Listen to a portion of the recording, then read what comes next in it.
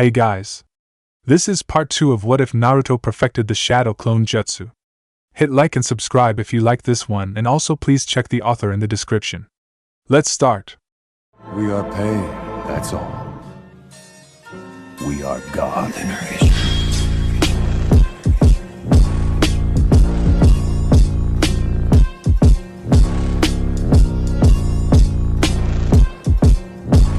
Chapter 5. The Start of a Plan. Iruka was, as an academy teacher, used to rising early. He'd also had many a late-night grading exams and planning them. However, getting up the morning he was supposed to go to Shinobi Archival was the most difficult beginning of a day he'd had in a long while. Probably since he last did the Chunin exam. He'd stayed awake late, thinking, planning and generally getting stressed. Helping Naruto with his prank had seemed the right thing the morning before, but now he was having second thoughts. The scroll Sarutobi had given him was no help in that. In one sense, he was proud that the Hokage trusted him that much, but on the other hand he feared failure so much more because of that. Scenarios kept running into his head, various failures highlighted all through them. He knew it was only his imagination playing with him, but he couldn't help it.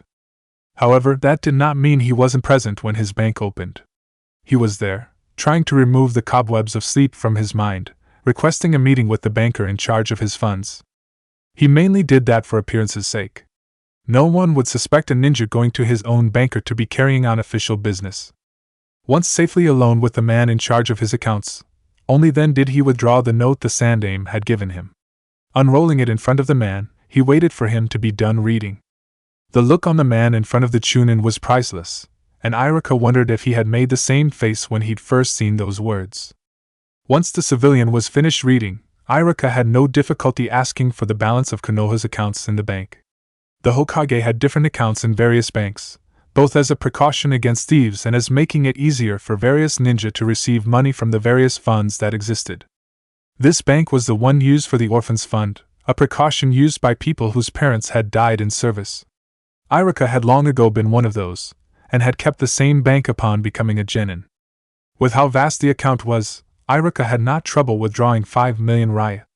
In his mind, it should be more than enough to buy 2 houses of good quality, with enough spare to live with. He even withdrew a little more just in case, as he didn't want to have to come back for more funds. The only delay was gathering the money, as Iruka needed it in cash. It would be suspicious for a newly arrived family to have access to an account in a bank in Konoha, so cash was the only possibility. He'd even thought in advance and brought a storage scroll for such a purpose. After receiving the money and only a few words of warning to the bank employee about keeping silent, the Chunin was now on his way to his second target of the day, the Shinobi Archival. Shinobi Archival was where most official and non-official ninja documents ended up. It was also the dead-end job of many a genin. Iruka had once feared he'd end up working there full-time, before he managed to pass his Chunin exam. He was lucky that year that he'd managed to do a good enough showing to get in the finals, and be promoted afterwards. Else he'd probably be like the genin who welcomed him into the heavily secured building. Despite having been to the archive many a time due to his work at the academy, he never managed to be comfortable inside the documentation building. He'd been at school with many of those now working here, and remembered the grand ambitions they had while they were students, ambitions many of his own pupils shared. It always gave him a shiver to think about it. Suddenly, the Chunin teacher realized that if things continued as they were now, and Naruto kept on in the academy, this might be the place where he'd end up. This simple thought of a prankster like the boy working around that much paperwork chilled his bones like never before, and pushed him to make sure that his protege would never end up like this. The letter stamped by the Hokage drew no funny looks here, as such papers were possibly more common than one would expect. The Chunin further twisted the tracks leading to Naruto by asking for all old abandoned ninja properties, then selecting 3 at random. As Iruka left the ninja building, he realized that he felt more alive than he'd long felt. It brought him back to the missions he had before he made Chunin and became a teacher, and the risks he'd taken then. He liked being a teacher, but wondered for the first time if he'd not stopped too early in his career. And as he waited for noon in his office at the academy, he had much time to think about that. He was still thinking when, while waiting on Naruto in Training Ground 23, a little girl came to him. "Mister, you a ninja?" She was very young and cute, at most 6, with tressed red hair and a yellow dress. "Yes." Is it true ninja don't fear nothing? Of course. Not really, actually, but Iruka wasn't going to ruin the dreams of a girl that young. Then you can help me find my kitty? Sure. It wasn't like Naruto could wait a few minutes. It wasn't even 12 yet. Where is it? The child smiled shyly. It's in there. She led him to one of those large pipes the buildings used to evacuate steam. However, that one hadn't seemed used in a while. The grate was rusted and the lock broken. It chased a mouse and I don't like the dark. Can you go and get him? Sure. It was tight for a man of his age, but he could squeeze through easily enough. He hadn't made a dozen meters that he could see the two shining eyes of the cat in front of him. Ah, finally. Come here, kitty. The cat, in answer, meowed and moved away. The teacher launched himself in pursuit, which was made easier by the fact the pipes seemed to be widening. The feline, however, gave as good as it got, and kept a few meters apart all the time. It wasn't until Iruka saw light in the tunnel that he realized he'd been had. Taking a deep breath, he called out, "You can come out now, Naruto. I know it's you." "What gave it away?" came a voice right behind him. Managing to turn, he realized the little girl had followed him down the pipe. The light. That and the fact that, for however long I crawled, the tunnel never turned. "Damn," the girl said. It was bizarre to see the natural inflections Naruto used on a girl that small, though. "I was sure you wouldn't find out until the latter." He released his own henge with a seal. Good prank, however. I didn't even notice anything bizarre about the little girl. It wouldn't have worked if you weren't early, however. Where did you get the cat? See for yourself, Naruto said, pointing behind Iruka's back. Turning around once again, the Chunin saw the cat had stopped right below one of the seal lights. Then, with a burst of smoke, another Naruto was standing there instead. Iruka was shocked. The conventional henge would have difficulty turning anyone into a little girl, because of the difference in mass. A small genin like Naruto might have done it, though he'd need an horrible amount of skill to pull it off, something most genins would never have. The cat, however, simply impossible. Trying to hide how much he'd been had, and how much Naruto's technique was superior to the academy-taught one, he instead asked, "So, which one is the clone?" "Both of us." The Naruto in the light answered. "The real one's downstairs training. I was sent to wait on you 30 minutes ago," the clone still being a little girl added. "When I saw you were already there, I had the idea of trying to get you inside without you noticing." "And how did you come up with that plan? When you didn't notice anything special about the black dog that came to you?" "You were." Iruka wanted to hit his head on something. It was getting more and more difficult to pretend Naruto's henge was anything like the normal one. "Yup. Then I created the other clone here, and you know the rest." Suddenly, Iruka realized something that made him afraid as he'd never been. "Did the original put you up to this?" "Nope, that was all me." The academy teacher instantly feared for his sanity. He already had problems keeping up with one prankster, and now he could multiply himself. He hadn't realized that the clones themselves could have inspirations, and act on them. He feared for Konoha. He really did. Following the council meeting of yesterday, since Naruto and his clones couldn't get an agreement on what to train on first, Naruto had decided to split the number of clones in 7, forming 8 teams with himself alone in the last. The original academy student had agreed that they should work on at least one jutsu of each element, with 2 others being added at the last minute. The fire technique that was finally selected was one called Katan, Akiraka Jigoki. An Uruhara technique made in imitation of the Uchiha's ultimate fire technique. It was surprisingly not banned due to being dangerous to the user's coils. The reason noted on the scroll was that it was a technique too difficult to train in, as failures controlling said jutsu tended to kill the trainee.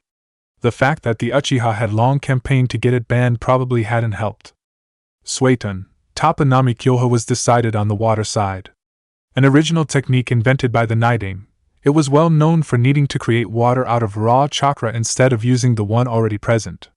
This fact had made every person trying it since the second Hokage fall out of chakra exhaustion after a single use. Futun, Yuzusuna no Ori had the same side effect. As a wind technique originally from Sunagure, it was very powerful, but demanded so much chakra that even most jonin couldn't use it even once. Again, same thing for Dotun, Tsukioni no Tsuno. That earth technique was especially exhausting due to the fact that you used chakra to pressurize the rock, shaping it to be diamond-hard before making it surge through the ground at your adversary. However, the lightning technique was simply deadly, being of Iruka make. Raitan, Sai Shuhoden transformed all your chakra in electrical current, frying you and whatever you were holding. That was going to be definitely a clone-only technique. The two ones added were a technique banned by the Hyugas called Chakra Shield, and one banned by the combined might of both the Uchiha and Hyuga whose name was Raitan, Mabushii Kagayaki. The first was all about creating a solid second skin made of chakra to block attacks, something that was said to interfere with the Hyuga Juken. That one would be especially useful if successful, as most physical attacks on clones would be deadly to them.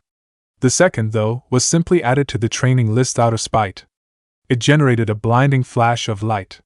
What made it banned, however, was probably the fact that at close range, it could deal permanent damage to dojutsu users. It also gave much credence to the fact that the Uruharas, who had invented the technique, hated the Uchiha and vice versa. The original's work, however, was all about the Kage Bunshin. Since there was no proof that they mastered the chakra shield in time or at all, he was testing the physical limits of his clones, and trying to increase them. His tests had already proved it possible, as one of the clones made in the forest while training on chakra draining was already more solid than one Naruto had just made right then. However, that was all he had found by now. When Iruka entered the Uruhara basement, flanked by two of his clones, Naruto instantly gave up his fruitless tries at improving the Kage Bunshin, and jumped up to his sensei. He was about to ask for the results of his trips, but one look at his teacher sealed his lips. Iruka was white. Naruto had never seen his teacher with a face so pale, even counting the time he pretended to have missed his target at kunai throwing while he transformed into a copy of himself with said kunai stuck in the side of the head. With blood flowing down his face, of course. "Sensei, are you okay?" The man gazed focused with inhuman speed on Naruto's face. "You are the original, right?" Yes." In a flash, Iruka was holding the orange boy up, still staring right into Naruto's blue eyes while the student's feet dangled in the air. "Promise me that you and your clones won't do more than a few pranks here and there. I like Konoha, and I want it to still be standing next year." Sensei? Promise me." It was Iruka's eyes that finally broke Naruto's resolve. They were full of fear, and far too similar to some of the looks civilians gave him to be comfortable. He never wanted any one of his precious people to look at him like that. Okay, I promise." The Chunin gave a sigh that was unmistakably relief, and put the academy student back down. "I won't completely stop, however. It's important for my cover." "Cover? Take you or old man Kazuhi, for example. What would you or him think if I was in class, calm and happy for a whole week?" Iruka saw the point the boy was making. "I think you were planning something. And you'd be suspicious and investigating, right?" "Right. So I have to prank people, or they'll be looking at me that much more suspiciously, which doesn't help my clones at all." "I understand. But please don't use your clones too much, or leave them to prank. I seriously fear how much damage could do with those." "Damage? I don't hurt anybody with my pranks. I'll give you an example. You remember the day you painted to Hokage Monument?" Of course. It was, to him, one of his best. Not so much as the planning but because of the sheer guts and reactions it showed. Now imagine of much more it could have been using your clones. Naruto smiled. With that, he might even have had time to write down the dirty limericks he'd been thinking of on the third's face. Iruka had appeared much too early that day. Now think about that happening to your apartment. That was unfortunately much too easy to visualize. Similar things had already happened, especially near his birthday. He'd once came back from the academy to find "Demon Be Gone" in large letters written everywhere over his apartment, and his few spare clothes doused in paint. Imagining that multiplied by the number of clones he could generate was just too much to think of. His apartment wouldn't even be standing anymore. He realized right at that time how much damage he could do, and understood his teacher's fears. "I see what you mean," he finally admitted. "I'll try to make my pranks as not damaging as possible, but remember one thing." "What?" "Any teacher who treats me unfairly is gonna get pranked back. I know why they're doing it now, and I won't stand for it." "That's good enough for me," Iruka replied. It was especially good for him, as it just meant he wasn't going to be pranked as much as the ones who really deserve it. Those he didn't think he could save anyway. Silence reigned for a few seconds, while Naruto fidgeted. So, Iruka, everything went fine?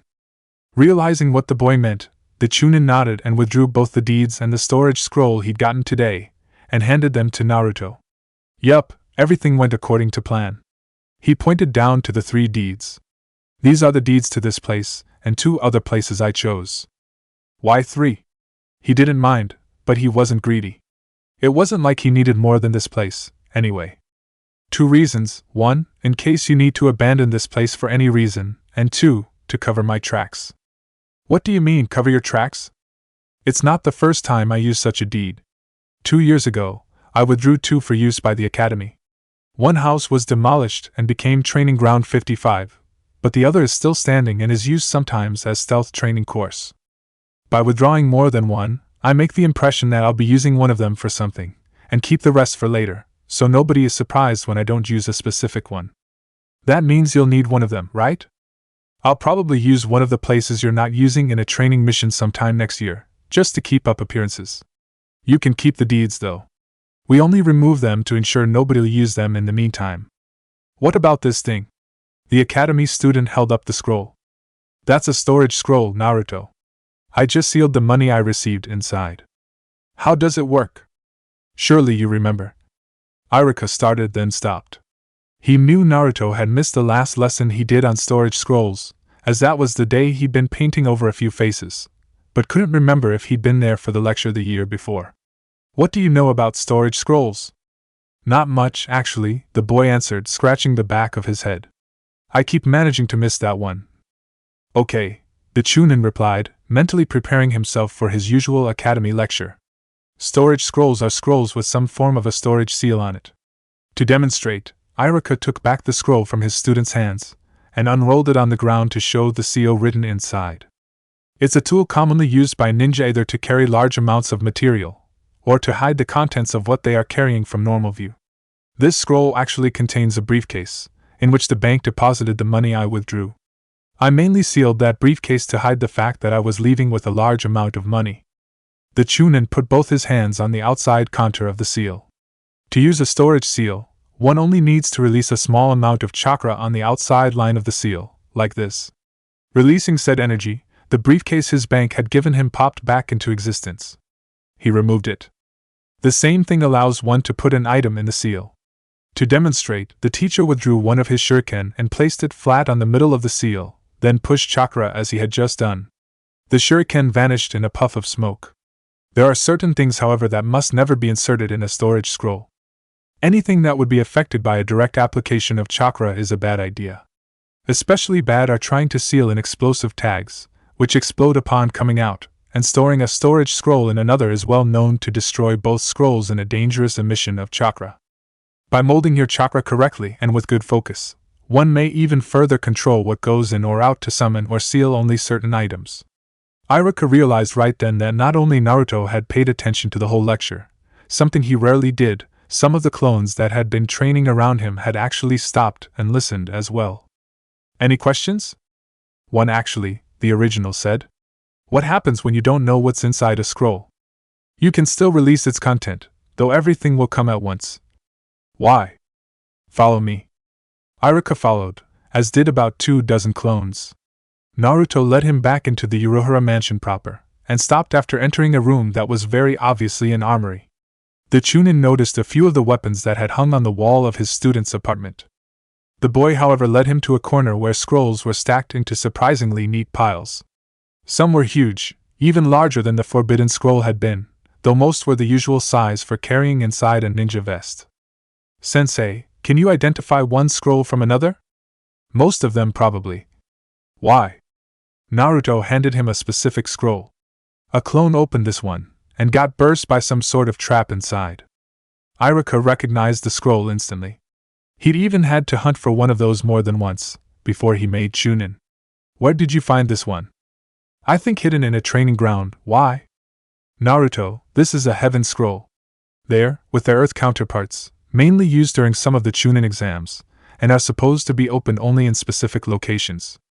It's actually surprising you found one, as getting those back is necessary after each exam. It's not of much use outside of the exams, however. Okay. Now let's look at what you have in there. the Chunin said, taking a first scroll. Now this. A good 2 hours later, Iruka had finished sorting through the 100 or so scrolls along with Naruto and his clones. He'd sorted them into 5 different piles of very different sizes. So, Sensei, what's the verdict? The original asked. Pointing at the largest pile, the Chunin answered. These, as you've probably noticed, are various storage scrolls. Unsealing their contents should be pretty easy, although you should use clones for that. Some people are good enough to have traps included, but most you'll probably be able to reuse later. The large pile next to them are the useless ones. This pile was nearly as high as the first, and both the Heaven Scroll Naruto had shown him originally and the 2 Earth ones he'd found were included. They're either old mission scrolls, encrypted messages, or other stuff that hasn't any useful purpose. Burning them is probably the only use you'll get out of them. Going to the 3rd largest pile, Iruka continued. These are blank scrolls. Ninjas competent in seals or team leaders usually carry some, so those aren't unexpected. You probably will have enough now for the following academy year. Iruka looked sharply at Naruto. I will be expecting good homework from you, and from your clones also, understood? Naruto gulped and nodded. He just realized that his prank meant 3 times as much homework. What about the rest? Naruto added. There were only 8 scrolls combined in those 2 piles, so Naruto automatically wondered what they might be. Those 5 are scrolls I have no knowledge about. They contain seals, that's for sure, though the specific kind evades me. I wouldn't do anything else than storing them in a corner for now, however. The 3 scrolls to the left are one-use summoning scrolls, though I can't identify of which animal. The 2 white ones are identical, so I expect they summon the same thing. The red one is completely different, so no clue about that one. Intrigued, a clone asked, what are summoning scrolls, Sensei? I don't remember hearing about them at all at school. That's not surprising, because it's usually the Genin's Jonin senseis who teach such material. Summoning scrolls are simply scrolls with a summoning jutsu inscribed on it.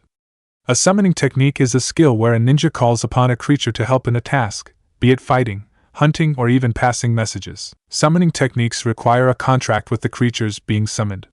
A person with such a contract can make scrolls like the ones you have, which anybody can use. And how are they used? One simply writes a line in blood along the length of the scroll. Obviously, that means your clones won't be able to summon anything with them. And this contract thing, how does it work? Actually, I've heard it's different for every creature, but haven't any example to offer. The Sandaime has such a contract, so asking him might be a better idea. There are unfortunately only 2 or 3 more leaf ninjas with such contracts, so finding someone else will be very difficult. An idea popped in Naruto's head. And those summon creatures, can they talk? Probably depends on the summon. I've heard Sandaime-sama's summon can, so at least some have the ability. Oh, one last thing, be careful about using them. Since summons have personalities, they might not like being summoned by you, and fight back. Be careful about using them. Any questions? The academy student shook his head along with his clones. Okay, the Chunin smiled, content that he'd been able to have Naruto listen to the whole explication. The boy had visibly no problem listening when the subject interested him. The classroom environment probably didn't help his studies. Now, Iruka continued. Money. He brought the briefcase he dragged along forward and opened it. Now Naruto had frequently been poor during his short life. The weekly allowance the Hokage had ensured he received was, he supposed, enough for a boy like him, but the inflated prices he now realized he'd been paying all his life had sometimes brought his budget into deficit. It was only the lucky find of a corner store on the opposite side of the city, one that sold ramen at a cheap price, that he'd actually managed to get by. His recent funds were now very short, as more clones meant more ramen consumed. But when Iruka opened that briefcase, he thought that he'd never find himself poor ever in his life. He could only see the top bill of the bundles, but a single one of those bills meant ramen for a week, at the very least. That's all for me? He was actually shaking. Yes. That should actually be enough for 2 houses, with some to spare. Now I want you to be careful with that money, as I expect it is enough until you've made genin. I don't want to have to go get any more, understood? Naruto nodded fervently. You swear you won't use this for pranks outside your multiple clones? Only for houses, food, and equipment? I swear! I swear! Okay then. Iruka closed the briefcase and handed it solemnly to Naruto. I'm trusting you with this. His student slowly drew the briefcase to himself, his eyes full of tears. Iruka suddenly realized this was the most trust anyone had ever showed him. He mussed the boy's hair. Don't worry, you'll do fine. Now I'm sure you have plenty to do, and I'm late myself on my academy preparations, so I'll leave you to your planning. Need help getting back? Naruto asked. No, Actually, he wasn't sure he'd be able to get back on his own. He remembered the path he took, but there had been some turns in the dark. Yes, that would be very helpful. Okay, the boy replied, switching into boss mode instantly. You, he said, pointing the closest clone to Iruka. You know the path? Sure. Then you take care of it. Pass the message of a council meeting while you're downstairs, okay? Will do. The rest of you, unless you're a council member, get busy unsealing the scrolls from the storage pile. Yash! As Iruka left the room, following the specified clone, Iruka smiled. The whole prank was also good leadership training, and it did the Chunin good to see how Naruto might be once he's made Hokage. With this many people behind him, it was only a matter of time. After a short council meeting where they'd separated the money into thirds and gave 2 of those to the respective clones, 1 to the family, 1 to the female ninja and her father, the council had separated back into the various groups they'd used for training. The original, however, had another plan than going back to the Kage Bunshin. He had the idea while listening to Iruka's explanations on summoning. Instead of going to someone who probably wasn't going to answer, or answer cryptically, like the old man, he'd simply ask the summon itself. If they could talk, they'd be able to answer, and with a contract, he'd be that much closer to be Hokage, since the current one had won. He knew that Iruka had told him to be careful, but he was in his underground base, surrounded by hundreds of his clones. He didn't think there was any danger. After a detour to gather said scrolls, Naruto was back to the same spot he'd been training when Iruka arrived. There the clones had given him a wide berth, so anything summoned wouldn't squash any of his bunshin. Looking at the scrolls, he realized he had 2 choices. Supposing that the 2 white scrolls were the same, he could either use a white one or the red one. Thinking for a few seconds and finding no reason to favor anyone, he dug into his Gamachan wallet and flipped the first coin he found. Red it was. Unfurling the scroll and slicing open his thumb on a kunai, he drew in one straight move a line down the length of the scroll. Instantly the scroll burned down, and an explosion of smoke similar but dozens of times bigger than the one from his clones covered the area in front of him. It diffused quickly, showing what the scroll had been about. A crab. And not any crab. A gray-black crab twice as high as Naruto, and at least 5 times larger. Cool, he thought. Now that's... And then in a single burst of speed, said cool crab dashed right in front of Naruto and, with a baseball-worthy swing, batted the original a good 200 meters afield. Luckily for Naruto, his clones had been paying attention, and a quatuor of those managed to stop him before he impacted on the wall. 3 of those burst from the effort, though. The rest charged the summon in waves, but had very little effect. The crab's armored exterior deflected shuriken and kunai with no damage, and physical attacks meant getting in range of those pincers. It was fast also, and could turn quickly. Still wheezing from the blow, the original jumped on top of a rocky outcropping to judge how the battle was going. The clones had cleared a good radius around the creature, though its speed meant it was still able to get some by charging. Brushing away the various memories from dying clones, he focused on trying to figure out a way to beat the thing. Outside of trying to fool the crab into smashing itself into a wall, he had no clue how to go. Then, from a sudden memory of one of his clones, he knew what to do. And so did the other clones. From 100 voices at voices came a sound that filled the area. Reiten, Mabushii Kagayaki. Even though he'd closed his eyes, the combined flashes nearly blinded him anyway. The crab, however, was in much worse shape. It was moving around erratically, swinging around and trying to catch one of the many clones with his pincers.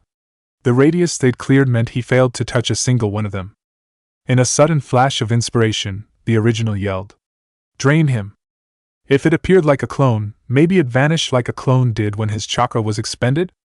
The clones surrounding him started to tag him with draining hands as soon as they had an opening, and from the way the creature's movements slowed, it seemed to have some effect.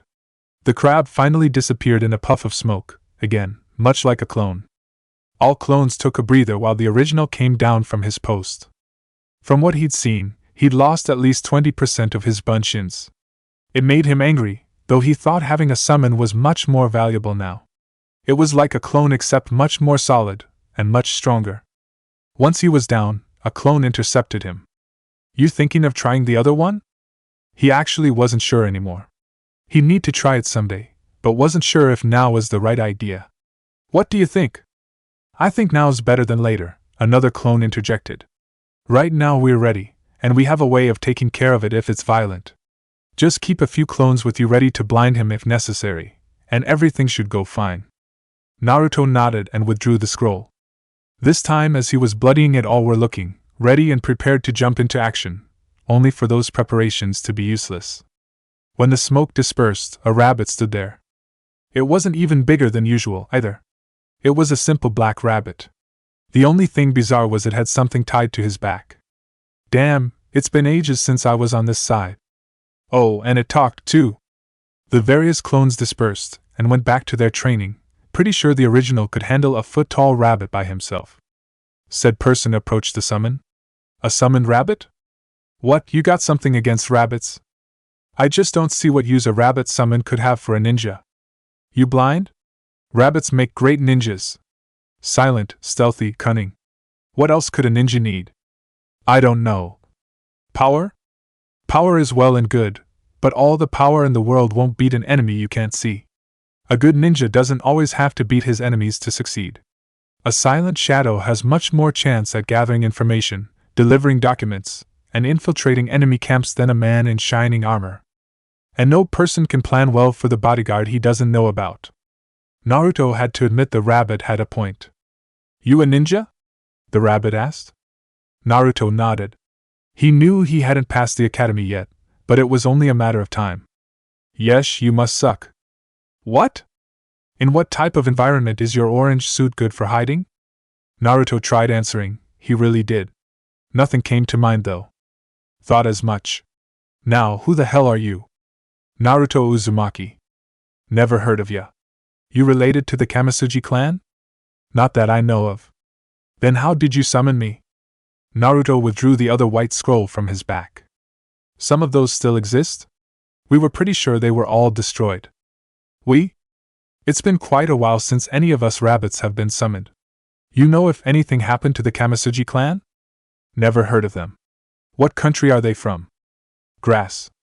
I'm a leaf ninja, so I have no clue. They might have died out. And where did you find those scrolls? In the forest around Konoha. Damn. The rabbit, now standing of 2 feet, stamped his left in frustration. Okay, so why did you summon me? I actually had a few questions. Shoot. How does one get a summoning contract? Why, you want to summon rabbits? You did a good job convincing me that rabbits made good ninjas, so I don't see why not. The rabbit puffed in obvious pride. You just have to sign a specific scroll that we rabbits have in our lands. Can you bring it with you? Nope. He handed the rabbit the second white scroll. Can this scroll bring someone who can? The rabbit looked at the scroll for a few seconds, and then shook his head negatively. Nope, this one summons me too. He pointed a specific set of characters on the scroll. See here? That's me, Ichibo. Then, Ichibo, how am I supposed to sign it? Only one way, go to grass. Eh? There's a place in grass where we can appear without being summoned. Go in the forest north of Hakutocho and summon me there. I'll lead you to it. Okay. Good, Naruto Uzumaki. I'll see you there. The rabbit vanished in a puff of smoke. Naruto wasted no time in summoning a dozen clones. He knew he'd need to summon a lot more soon, to replace those who had fallen to the crab, but those would wait until he'd started training in the Kage Bunshin a little more. Looking at the new dozen, he ordered. You know what to do. Get to grass as soon as possible. Message me once you get there, and once more with the results of the meeting there. Oh, and try not to draw too much suspicion while getting there, okay? Okay. One thing, a clone training not too far interjected. How are they going to summon that rabbit once there? Using the scroll, of course. And how does that work? Well, you make a line in. Naruto stopped, thinking for a few moments. I see what you mean. Naruto finally admitted. I think I have a solution, another clone admitted. Naruto turned towards him and realized most of the Bunshins in a radius around him had given up training, and were watching the unfolding conversation. Said clone dashed out of the basement of their new place, and came back a few minutes later with a specific sealing scroll. He unsealed its contents at Naruto's feet. Dozens of vials, pills, and bandages unfolded, including more than a few empty vials. The false Naruto took some in his hands. Just fill these with blood, and then reseal them. The clones will simply need to use those to activate the scroll. Naruto nodded, then took a kunai and opened a blood vessel. It took more than a few tries to succeed in filling all the vials, as the wounds kept closing before finishing up. Naruto then handed back the full vials to the clone who'd handed them. Here. You go with them, since you seem to know what to do. Sure. The Bunshin sealed the items back, then rose and gathered the dozen copies Naruto had summoned. The grass group was out the next minute, and Naruto was back to his training.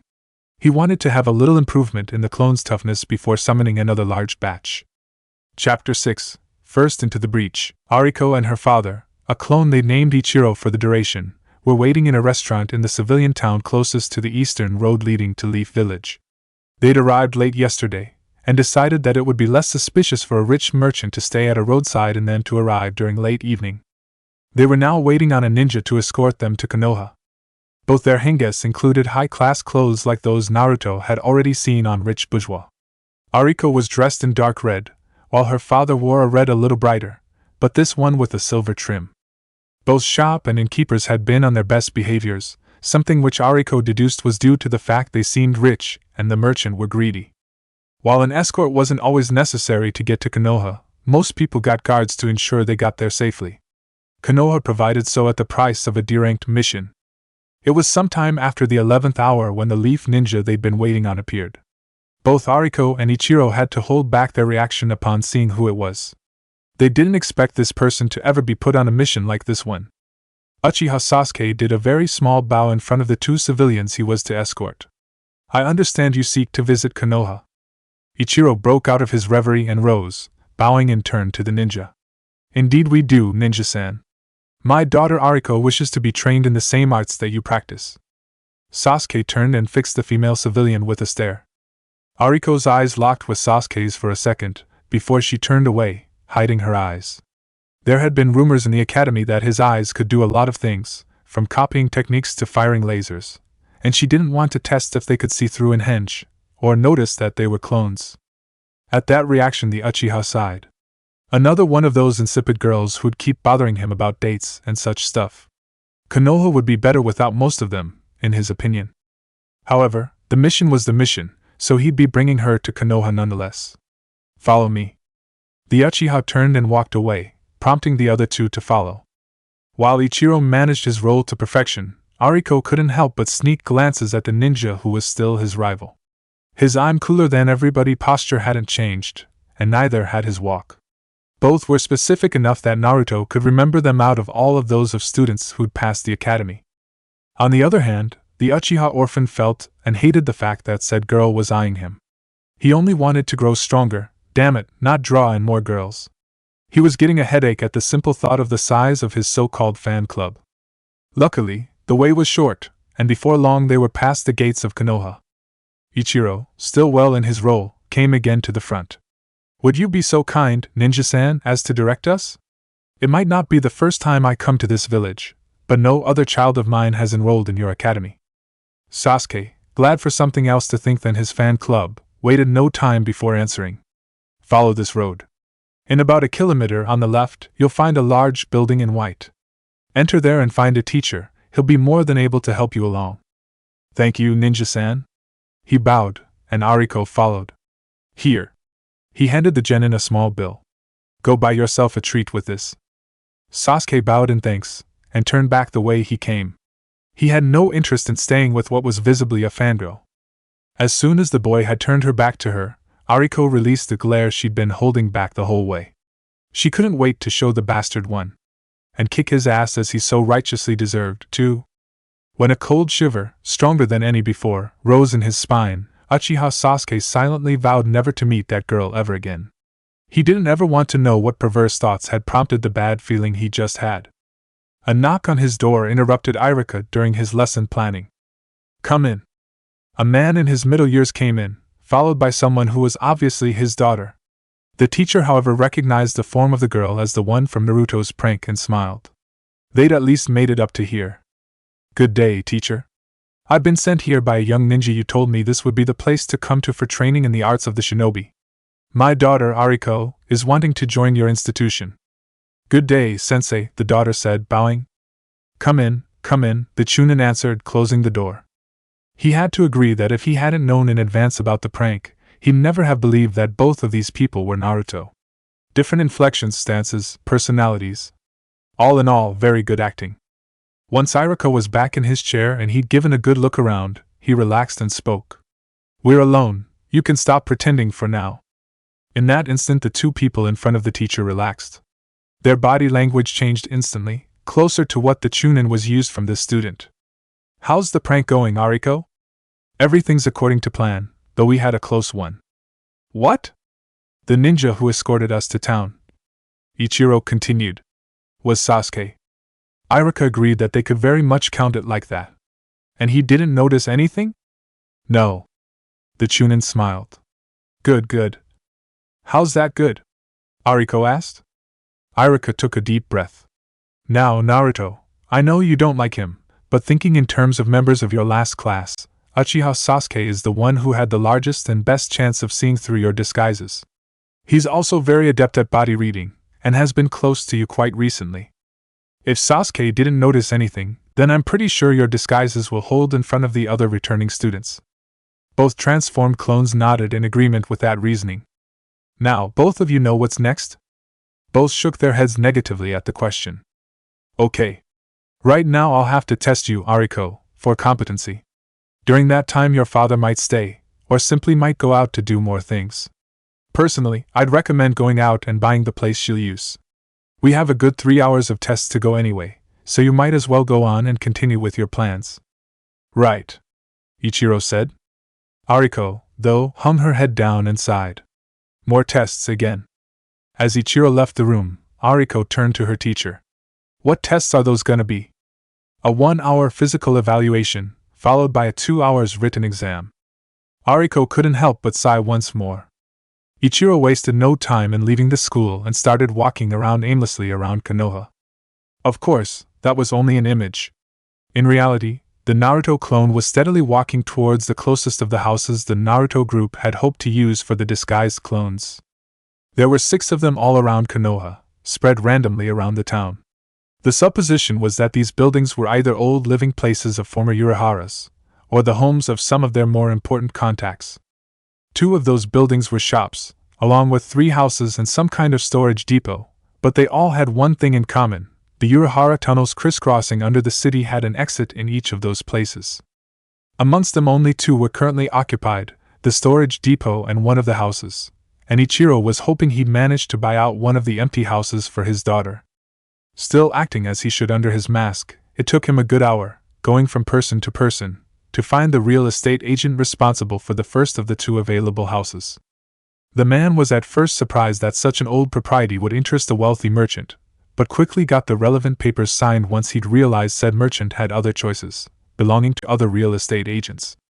The Naruto clone going under the name Ichiro left under a mask that such a transaction was normal, but was grinning inside. He still had nearly 3/4 of the money left out of his third, and had achieved the objective he'd had without any issue. The real estate agent, on his side, was happy to finally have sold such an unwanted location. Okay, stop! Iruka shouted, clicking on a button on the side of his stopwatch. Iruka, who'd been doing push-ups, sit-ups and various other forms of exercise for the last 15 minutes, pushed herself back up. She dusted herself pretty thoroughly, before coming to stand in front of the teacher. So, how are my results, sensei? The differences between what Naruto would have done, and what she did, were evident to the chunin. Where Naruto would have done something like a flip, and wouldn't have cared about the dust, she did the very opposite. He'd have to ask later, when they were alone. Instead, Iruka answered. Very good, actually. Your throwing is good, as is your speed. Your endurance is enormous for a woman. Your taijutsu is below average, though that to be expected from someone without much training. Physically, I see no reason not to include you in our next class. Actually, compared to Tenten, who was the last girl to come from outside, Iruka topped her everywhere except her throwing. With the class for now not being as full as the previous one, she was pretty much ensured a place as long as she didn't completely flunk in the written test.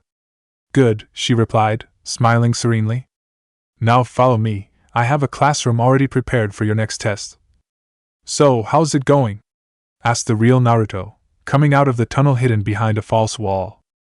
Ichiro had returned to the place he'd now mentally dubbed as Ariko's home and sent a clone down the underground passages to get Naruto to come, which hadn't taken much time. Everything's according to plan up to date. What about when your side? Found out how to increase the toughness of clones actually, though it won't help. Why? I found out that how much chakra a clone spends simply by existing is dependent on how tough it is, meaning the tougher they are, the less long they'll last.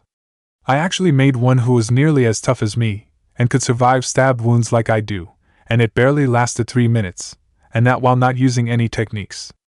The best compromise I found out was actually similar to the clones I made during the chakra draining training. Any tougher and the clones have to spend too much time draining things. So that idea is a bust for training at the academy? Ichiro asked. Unfortunately. Any idea on how we're going to do? Well, the council decided to put everyone on training to succeed at the chakra shield before school starts. Apart from that, not much. No progress on the other techniques? Nope.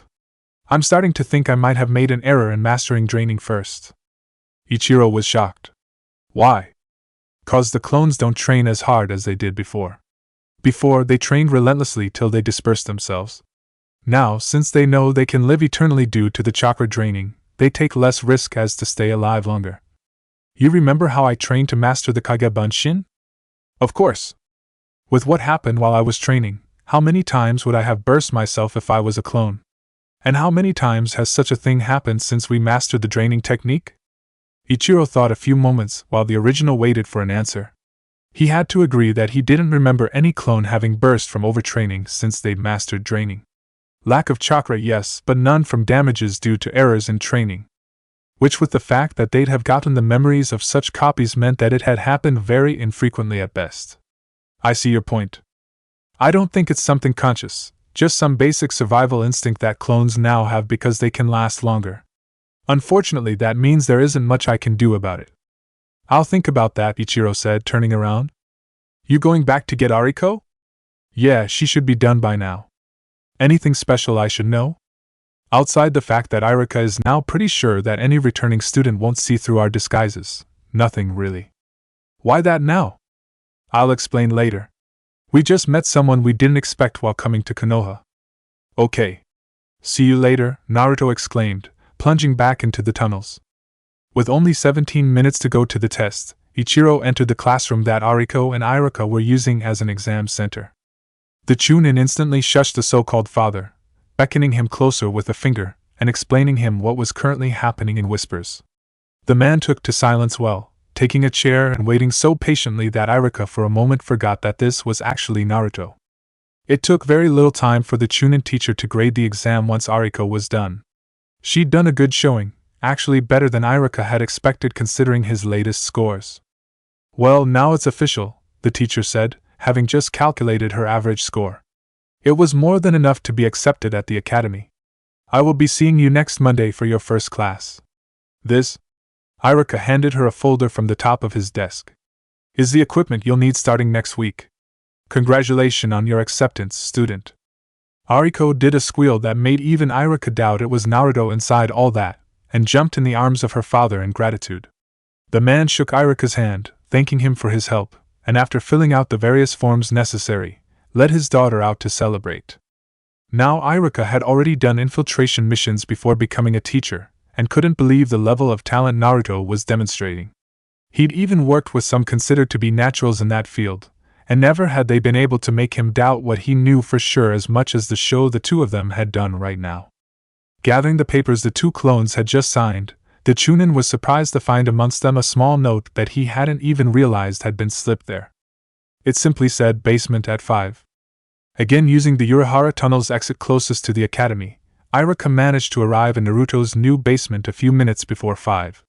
Once there, he was led to a conference room where 9 Narutos and Ariko, or a clone under an Ariko henge, possibly, were laughing and discussing the day, from the sound of it. Every conversation, though, died once he took a chair. So, everything's still fine? Naruto asked. You're the original, right? Iruka guessed. Yeah, how did you know? Your clones tend to defer to you in most conversations, leaving you to talk unless they have specific points to add. I simply guessed the first one to speak would be the real you. He opened a folder he brought with him. Yes, everything is still going according to your prank. And unless Konoha receives a dozen more applications more valuable than yours, Ariko is going to stay as an academy student. What do you mean, more valuable? The Ariko clone interjected. Konoha rates the value of each applicant to the academy on several criteria grouped mainly into two categories, those being status and potential. Status is all about where you come from. The best for Konoha being in order children from Leaf Ninja clans, children of Leaf Ninjas, children of longtime Konoha civilians, children of Konoha civilians, orphans and children of non-Leaf Ninjas. Why that order? And why the clans first? Mainly a loyalty issue. Academy teachers are supposed to check for infiltrators amongst the children, though those specific cases are rare. The order is based on who is probably more loyal to Konoha. So, technically, the original Naruto said, I fit at the bottom of the chart, just before children of outside ninja, right? Actually, I don't know, the Chunin answered. The specifics of your birth family are sealed, as is most information about your youth. You could actually come from any of those categories and I wouldn't know, though in your case it really makes no difference. Why? Sometimes academy students have sponsors, usually being the Chunin or Jonin who had found the boy. The Hokage being yours, your place was never in question. I'm pretty sure some did anyway, Naruto muttered darkly. I won't deny the possibility. Now potential is based on the evaluation Ariko and I made today.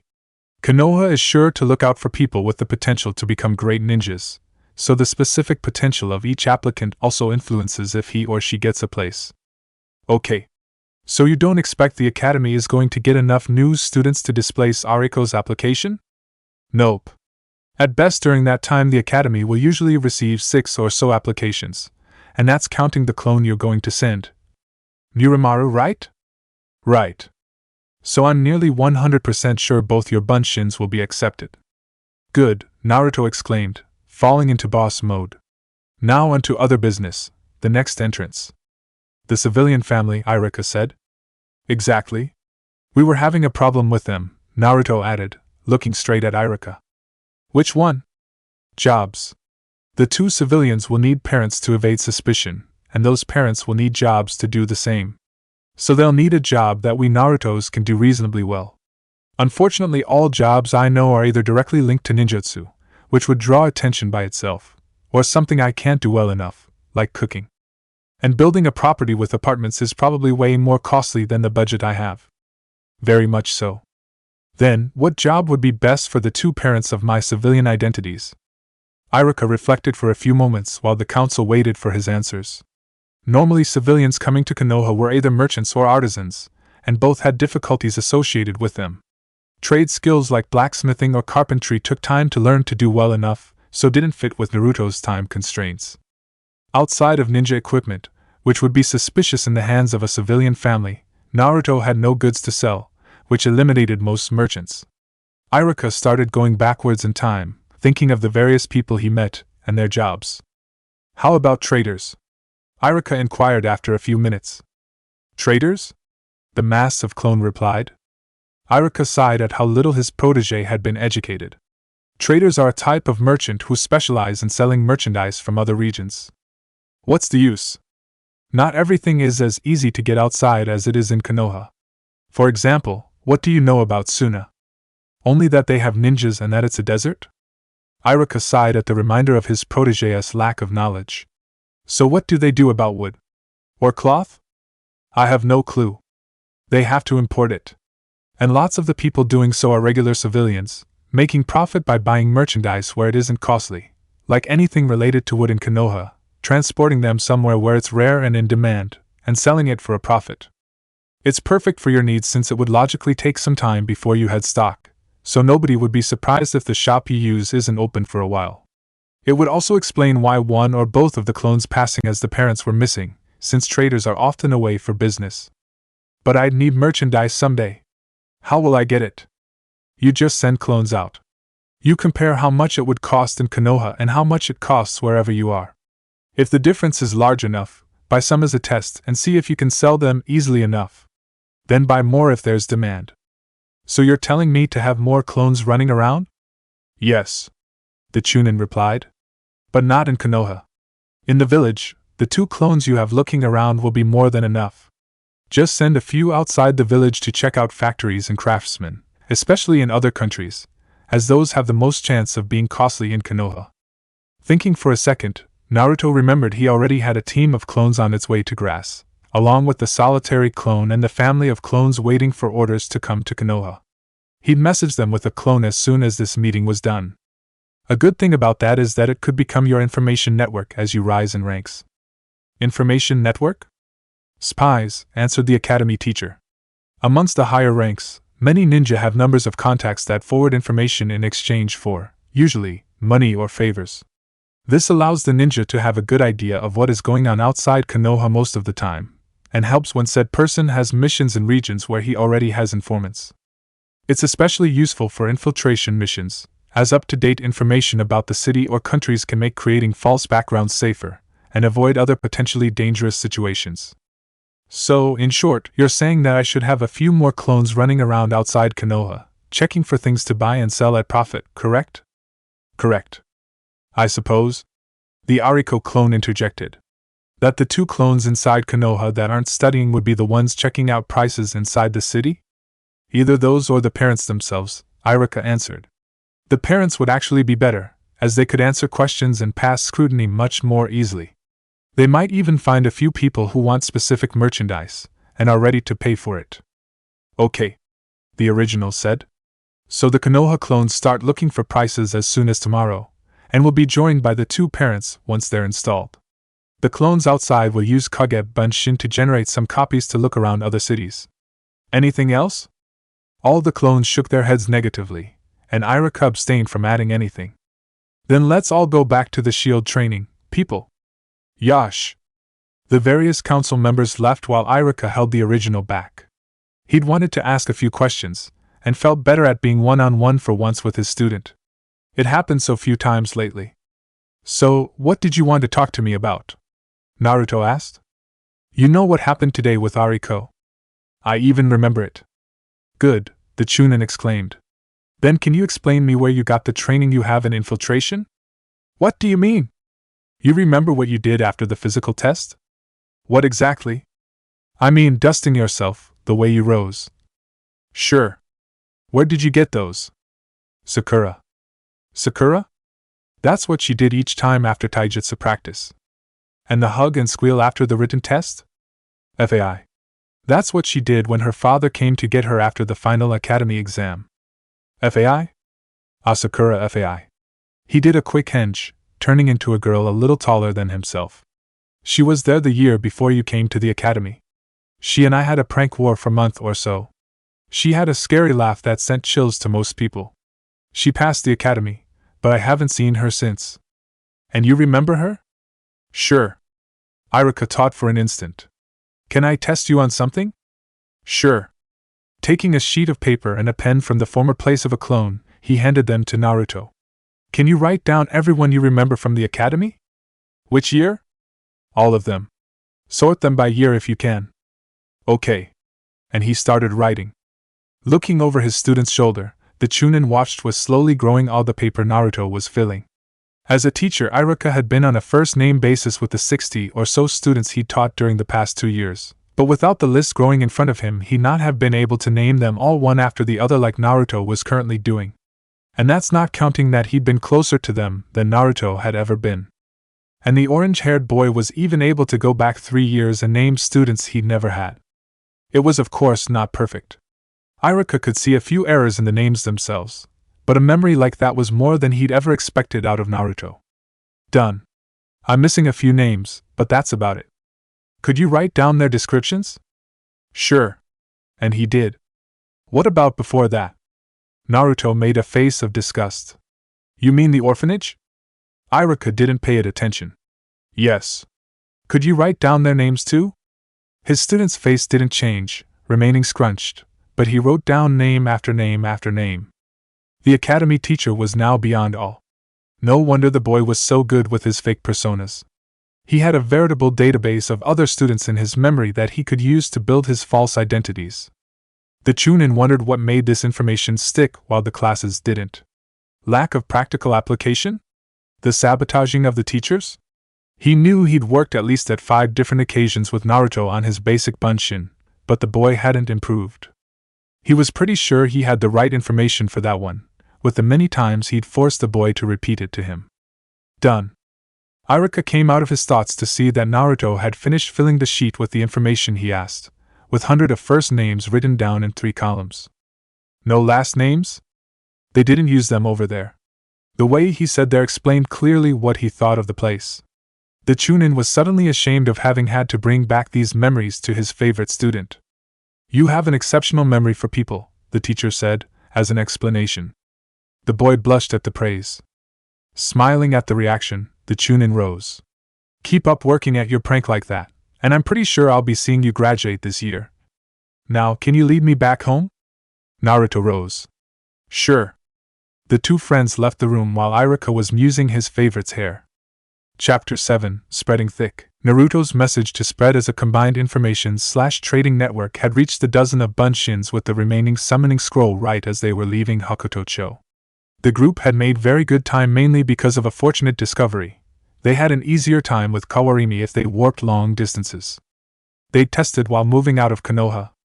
A simple Kawarimi meant to move you 5 meters ahead failed 90% of the time, while one going for a distance of 20 or so meters actually succeeded half the time. At 100 they'd only failed once out of 50 or so tries, and farther from that was even better. They could easily manage 500 meters or more, with the record being a jump of somewhere around 4 kilometers. This led to a very bizarre game of tag between clones that went from the Leaf Village to the border of Fire Country, all in a single night. The group had rested and refilled its reserves once in Grass Country, and had managed to find the required village well before sundown.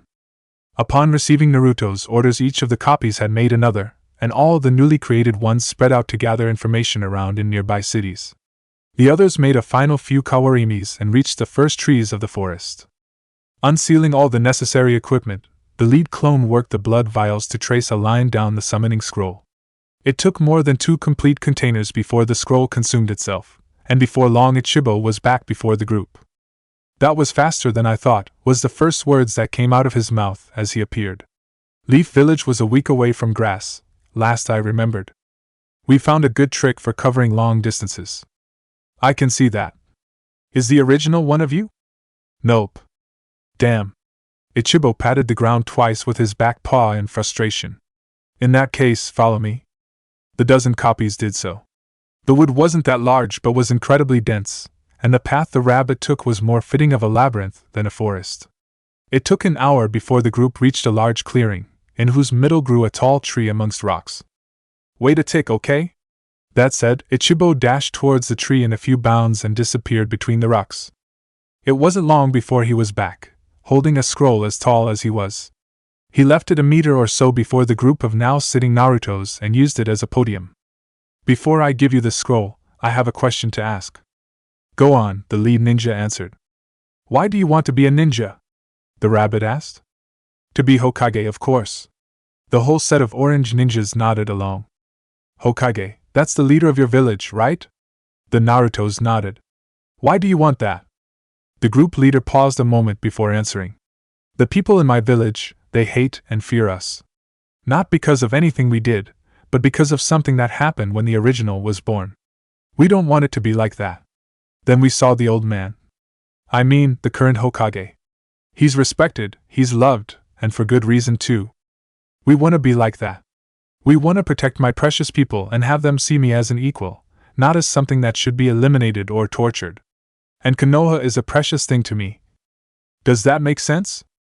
It does to me, the black rabbit answered. He, though the blonde, was like most people, thinking ninjas were cool because they were strong. That or his family pushing him in that direction. Ichibo was glad to see that the boy was there of his own decision, having a good idea what the job entailed. Here, Ichibo handed the lead Naruto the scroll. You deserve it. Thanks. This will allow me to summon all of you. No. This will summon my boss, the leader of all rabbits. He wants you to summon him in your burrow, and to meet you in person. My burrow? Your home. The place you summoned me first. Have the real one summon him like you did for me. Thanks a lot. The lead clone put the scroll down in one of his pockets, then turned towards the rest of the group. Okay people, let's see if we can beat our previous speed and be back in Konoha before tomorrow night. YOSH. A second later, all the Narutos were gone. Ichigo, however, turned to face the tree in the center of the clearing. So, what do you think? Dispelling the genjutsu that had hidden him, the lead figure answered. He is different, I will give you that. He is untrained in the dance of battle, but has great spirit, another added. The third figure said nothing. He smells a fox, though, the leading one said. He already has a contract? Not that I know of, Ichigo answered. He didn't seem to know much about summoning at all. The rabbit waited a moment. So, your feelings? We will see, the leading figure smiled. After coming back from escorting his teaching friend home and messaging his far-off clones, Naruto paused to look at the mass of clones training in his underground base. All of them were now training on the chakra shield technique, hoping to have it down before the week ended and classes restarted. None of the Narutos had even gotten close yet. Jumping between two rock pillars, the original shinobi came to rest atop one. He'd been using this particular spot as a training area for the last few days, right after he'd used it as a lookout while battling the summoned crab. The best thing about it was that he could easily see all around without much trouble, and the fact that his clones could find him without much effort. After a quick look around to see if anyone needed his help, Naruto sat down and focused on the specifics of this technique, as they had been written on the scroll. There weren't many. The technique was, in essence, very easy. It had no seals or other movement, only raw application of chakra. It was all about compressing said energy and using it as an extra layer of skin. Looking back to the sea of orange training below, Naruto quickly realized they were all going at it in similar ways, each releasing chakra in bursts and trying to make it solid, if only for a second. It didn't seem to be making much progress either. He'd try something different then. Naruto released his chakra in one continuous surge, a blue aura of power forming around his entire body. Now compressing it, he said to himself, trying to force his own energies to his will. So, you expect to be in Konoha in 2 days? Yup, the caravan master said. Just make sure to be here at 8 tomorrow morning. If ya or yours ain't there, we be leaving without you. No worries, sir, the lead clone answered after a look at his family. We will be there. Perfect. The group of Naruto left the caravan depot toward the motel they had rented earlier. The decision to use such means to enter the Leaf Village had come upon seeing one such caravan on the way to the city they were currently in, and had decided as a group that this way would be much more normal for a civilian family. They'd rented a place in the biggest caravan they'd found in the city that was continuing to Konoha, claiming that the previous caravan they had taken had gone no farther than this point. Now back in the privacy of their shared room, the group released their transformations, saving up chakra that way. So, how many clones should we make?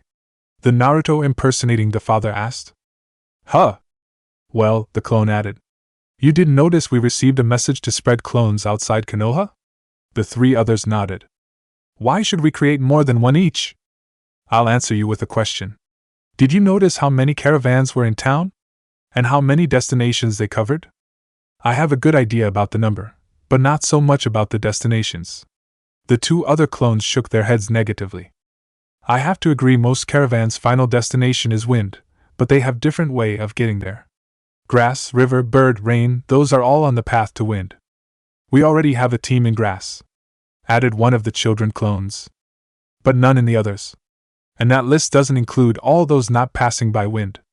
I saw caravans going to waterfall, vegetable and rice field along with one going by sea to tea country. If we send clones in all of those, we have a good third of all the great countries covered. Point, said the second of the child clones. I think I can manage a good 5, how about you? That night, 30 more copies stealthily left the motel that the false family was using, and by the next day they were on their way outside of Fire Country. Shiro Nokora was a proud chunin of the Leaf who, as was usual for him, was assigned the surveillance of a part of the tall stockade surrounding Konoha. It was a job he'd done more than any other in his life, and that he was satisfied as such. Having been to such a post for a long while, He thought he'd seen everything outside of full-out war. That was why, 2 hours into his guard shift, he was graced by the sight of something he never expected to be possible. There was a boy climbing the wall. And by climbing he didn't mean wall walking. He'd already seen some of those, new genins having just been taught the method, trying to prove themselves great by climbing the tallest building they could see. Those climbing the wall usually got off lucky, at least compared to those trying the same on the Hokage monument. The ANBU were much less forgiving on average. No, this kid was doing it the old-fashioned method, with a knife in each hand and some kind of spike on his shoes. Shiro had to admire the guts the kid had. The wall itself was taller than most buildings in the city, and was hard rock. If he missed, the fall would surely kill him.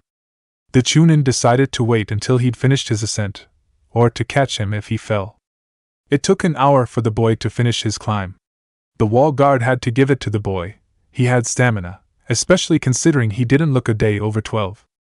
Dispelling the genjutsu he'd used to hide himself, the Chunin asked, "Is there any reason why you did that?" Surprised, the boy turned while jumping to the side. Good reflexes, Shiro noted, though his balance could use some work. "How did you get here?" The kid said, his weapons, 2 knives so dulled by the climb he would have hurt a fly with them, in a decent offensive position. A ninja never tells his secrets. "You're a ninja?" The boy's face changed instantly, a big smile shining on it. "This is Konoha, right?" Shiro nodded. "I want to join." The face became pleading. "You want to be a ninja?" "Yeah." "And what do your parents have to say about that?" The face the boy made answered all of the Chunin's questions. Rage, sadness, pain, loneliness, all mixed together. Either the boy's parents died recently, or he'd been abandoned not so long ago. "Tell you what." He changed the subject. "I still have 2 hours before my break, so I'm going to test you until then. If you do good enough, I'll bring you to the academy for enrolling, okay?" The boy's face teared up again, but this time in happiness. "Thank you?" he cried out, bowing as he did. "What's your name?" "Muramaru." "Don't thank me yet, Muramaru." Shiro smiled. He then put him to the test. The whole works: push-ups, sit-ups, throwing, dodging, even a mock battle. The kid impressed him again, nonetheless. He lasted the whole 2 hours without complaining or rest. Sure, he wasn't perfect, his throwing was horrible and his taijutsu needed a lot of work, but the boy was fast, dodged well, and his stamina was high even for being a kid full of energy. Come his break, he had no choice but to uphold his end of the bargain. Bringing him to the academy, he noticed another thing he liked in the boy: he was focused. He passed the whole way to the ninja school in silence. Sure, he was looking around on both sides, but he went the distance in silence, even though Shiro was sure he had 100 questions. Once in the building, he made his way to Iruka's door, and a single knock had the teacher opening the way to his office. "Nokora-san, what can I do to help you?" "Yumano-san, I have a child for you." Yumano Iruka was of the same genin class as he was, though contact between them had been rare after that time. They had gone in 2 much different ways in the end. Shiro brought the boy forward. "He is someone without parents, and has made his way here to be able to enroll as a ninja." "I will take care of him, Yumano-san," someone said behind them. Turning around, both Shiro and Iruka noticed another Chunin had joined them. The wall guard knew him well, having been in a team under his leadership at many a time during his genin days. "I have no problem in doing his inscription, Hyojin-san," Iruka replied. "You have already missed 2 days and are probably still late on your work," Hyojin Kuritori stated in his habitual neutral tone. While many found this peculiarity of his speech condescending, Shiro knew that this way just his way. He still sounded like an Aburame, though. "Since my own preparatory work is complete, it is better for all that I take care of it." "If you say so." Iruka relented. "Good day then, Nokora-san, Hyojin-san." He then retreated into his office. Both he and Muramaru followed the older instructor to the door of his own office, where said person turned to the boy. "Can you wait for me in my office while I talk to Nokora-san here? I won't be long." "Sure," the boy said, leaving the two to their conversation. "I didn't know you had asked for a job as an instructor," Shiro noted as soon as the boy was gone. "Sandame-sama personally came to see me as soon as the debacle with Mizuki was over," he said, rare emotion entering his word as he spoke the traitor's name. "It fit well with my plans, also." "Your plans?" "I am getting old, Shiro. he said, sighing.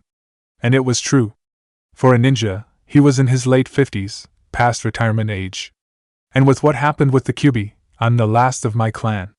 But I swore to my father when he taught me our clan style that I would do everything I could for it not to die. So I have been looking for the past 3 years for someone that could carry my legacy. A child I could train to be the next master of the sharp fist. And? Nothing. I've looked at the last 3 graduating classes, and all those with talent for taijutsu end up being clan members already using a specific style. And I won't let my clan style be assimilated by another. What about this Rock Lee kid? Guys screaming to all corners that he's the next taijutsu master of Konoha. True, he has the potential, but my style needs chakra usage to be fully mastered. He unfortunately couldn't make the cut. He sighed again. He obviously cared about his style very much. It was the most emotion he'd seen in the man ever. Now, to come back to what I wanted to ask. Kuratori added. How did you come by the boy? You won't believe me. Do tell. He climbed the wall. He already knows how to use chakra? No, not that I know of. He climbed the old-fashioned way. Both were silent for a moment. That is impressive. He might be what you're looking for. He's got at least speed and endurance, and while his combat skills are nothing to write home about, it would at least allow you to start from scratch. I will see. What about his family? Either dead or having abandoned him. His face told me as much. Do you want me to put you as the boy's sponsor? Shiro thought for an instant. Why not? He deserves it for what I put him through. You need anything else from me? No. Then I'll be leaving him in your capable hands while I return to the wall. Good day. Good day, the instructor said as the other ninja disappeared in a swirl of leaves. Entering his office, he found the boy seated on the chair reserved to guests. Said child quickly turned around to look at him. I do not know if Shiro introduced me to you, so I will do so. My name is Hyojin Kuratori, and I will be the taijutsu instructor starting next session. The boy raised his hand. Yes? Taijutsu? Combat with either the body or with weapons. Now, can I have your name? Muramaru. The Chunin wrote it down. Family name? The child's face tensed and lowered. I don't have any family. I am sorry if this causes you pain, but I need complete information to do your inscription. So your family name would be? Joka. The boy's face didn't rise. Place of residence? None. The questions continued in the same vein for a good 30 minutes. It took a good 10 of those for the boy's eyes to get back up, but by the end he was smiling as if nothing had happened. Kuratori had learned a magic word to make the boy's spirit rise back up. Ninja. As Muramaru started in the physical evaluation that came with wanting to be a ninja, the Chunin couldn't help but notice exactly what his past subordinate had told him earlier. He had been right. This kid might have been the exact person he'd been waiting for. For Iruka, the day passed with agonizing slowness. He'd expected to be the one writing in both of Naruto's prank inscriptions into Konoha Academy, but couldn't find anything on the spot to oppose the words of the elder Chunin. And the worst was he was right. He was still late in his preparations. Worst was, Iruka had passed the whole afternoon juggling from supply notice to student annihilations to weapon requisition form, all the while going at half his usual speed due to anxiety. And the knowledge of the problem did anything but help. Hyojin Kuratori, who'd been chosen by the Hokage to replace Mizuki, was something of a legend in the Chunin circles. A taijutsu specialist of high grade, while not on the level of Mado Gai, he was one of the few Chunin to be consistently given A-rank missions.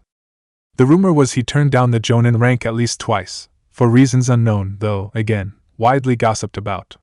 He was probably one of the top Chunin in Konoha. He was more than good enough to be able to see through disguises. So Iruka stressed continuously, expecting every second to have Naruto's surgeon telling him his prank had been seen through, or his college notifying him of an infiltration attempt. He nearly hit the ceiling when someone knocked on his door in the late afternoon. Kuratori came in right after that, and handed him the registration papers. While placing the various sheets in their respective folders, Iruka couldn't help himself but ask questions. So, what should I expect of our newest student? Probably a taijutsu specialist, his college answered. Full of energy. Very focused. Iruka boggled internally at that. I have high hopes for the boy after he's unlocked usage of his chakra. However, His scores in the written evaluation are borderline, so you and Kazuhi might have issues with his work. All in all, a good match for most students. Okay, Iruka answered. His concentration wasn't fully there, but he was glad that Naruto's plan was still underway without any great issue. Do you need me for anything else? The elder Chunin asked. Iruka quickly checked through the various papers he had been handed, verifying if they were complete. No, it seems everything is filled completely. You can go. I'll also be leaving as soon as this has been properly placed. I will see you tomorrow then. When Iruka entered Naruto's underground training facility, he was graced with the sight of something akin an all-out war. Each and every clone in sight was fighting each other. They were visibly restraining themselves, battling only using their fists, feet, and kunais. Iruka waited at the end of the tunnel he had taken, looking around, when he finally noticed what they were doing. They were training. They had some kind of technique Iruka didn't know, one that allowed them to block attacks with just about any part of their body. Just now the Chunin had seen a Naruto bat away a kunai with his head, all without bursting. It was pretty impressive. A single more minute allowed Iruka to find what he expected was the original Naruto. He was standing on one of the many rocky protuberances the place had, and was the only one not actively fighting. He also frequently summoned more Kage Bunshins, which is how the academy teacher had spotted him. Making his way there, Iruka marveled at the training. With the sheer amount of clones working, he'd gained mastery at a rate that was unbelievable. Jumping, when he landed right beside his most unpredictable pupil, he couldn't help but smile at the sight of him. Good evening, Naruto. Evening, Iruka. He did a quick look around. How did you manage to find the real me? Easy. First, you're not fighting. Second, I'm pretty sure your clones can't use Kage Bunshin as much as I've seen you use it. He scratched behind his head. Well, you caught me, he said, smiling. I'd like to talk to you, so, could we move someplace a little quieter, please? Sure, 1 second. Once more doing the specific hand sign necessary for his jutsu, the academy student called into being the largest wave of copies up to date. He then turned to the one closest to him. Pass the message, I want you clones to continue fighting until there's only a single one left, okay? Okay, the clone answered. A second later he was beset by kunais coming from various points, including the original. He managed to block the first 5, but the 6th turned him back into smoke. Let's go, Naruto then exclaimed. He led Iruka back into the room the Chunin had seen the last time he was here. However, this time the council was absent, and only the 2 of them were present. The Chunin did not wait a second and took a chair opposite his favorite student. So, is everything going fine? Naruto said as soon as his teacher was no longer standing. Yes, but I have a question first. What exactly was going on down there? Training. I'd noticed. What kind? A band technique from the Scroll of Seals. It simply allows one to create a hard skin made of chakra to block. Why train in that one? You do know my clones will have to participate in whatever taijutsu training there will be during class, right? They'll need something like this simply to survive whenever we have free-for-all sparring. True. He hadn't thought about that possible solution. Iruka had been planning on keeping Naruto, and or one of his clones for the taijutsu exercises, under various pretenses. Only one would be going, and that would have been the true Naruto under Henge. He was glad that the boy had found another way, as his plan was pretty risky. You should be more careful about training in those, you know. They were banned for a reason. Yeah, I know, but I'm pretty sure this one was mostly banned due to politics. Why would that be? It interferes with the Hyuga Juken. Iruka whistled and nodded. He had to agree with the conclusion Naruto had come to. The Hyuga clan had much in the way of political power, and they were well known to oppose anything that limited the power of their style. Be careful anyway. No worries. My clones already went through every technique, removing those that were dangerous to me in any way, which didn't include anything related to chakra exhaustion, as Naruto was pretty sure it was impossible for him. He paused for an instant.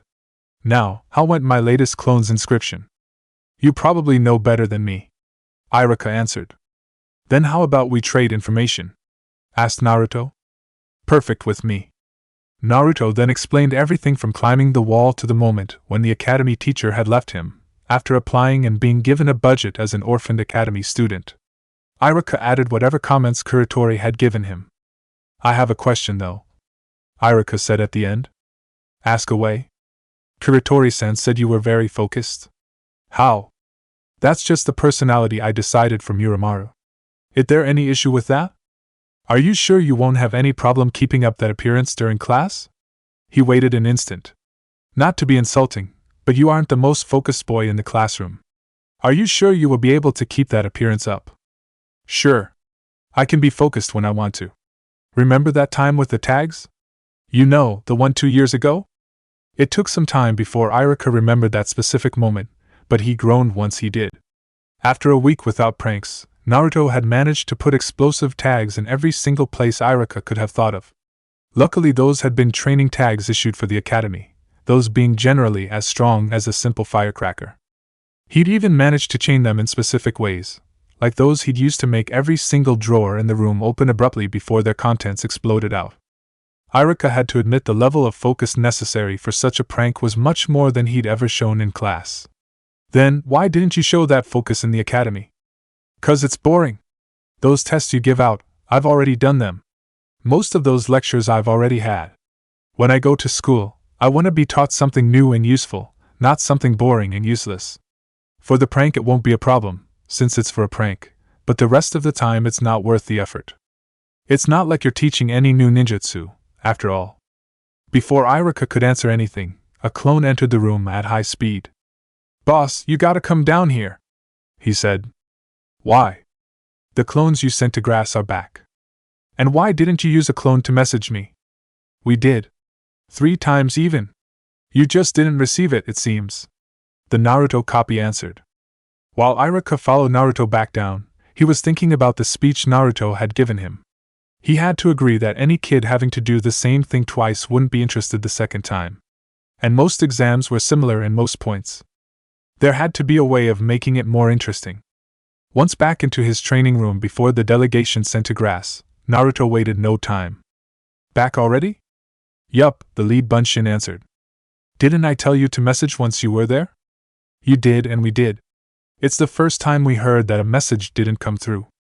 I think it's because we're starting to have too many clones. Probably something to do with multiple clones dispersing at the same time. Troublesome, the original said, copying Shikamaru. Anyway, how did you manage to get from here to grass and back in less than a week? We found something, boss. The Bunshin waited a moment. You know the problems we have with the replacement technique?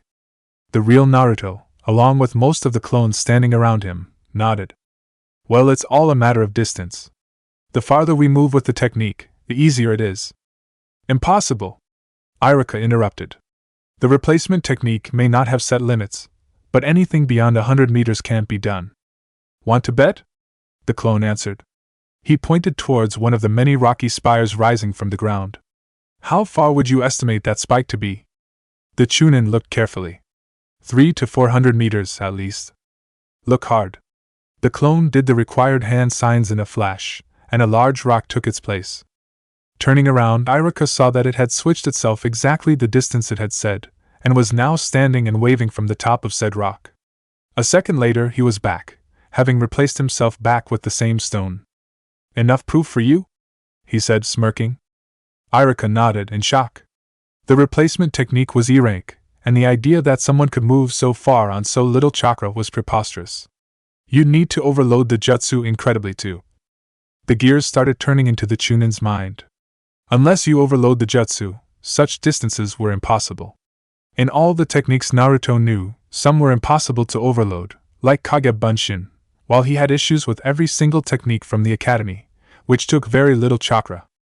Except the transformation technique, but since his was different from any other it might be much more demanding in terms of chakra.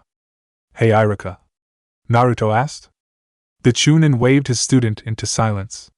Gathering all his reserves, he tried doing exactly what he had asked for the last exam at the academy, 2 normal bunshins.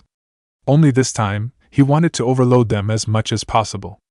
Going through the needed hand signs, he channeled as much chakra as he could in the technique, all the while limiting himself to 2 clones. Said clones appeared.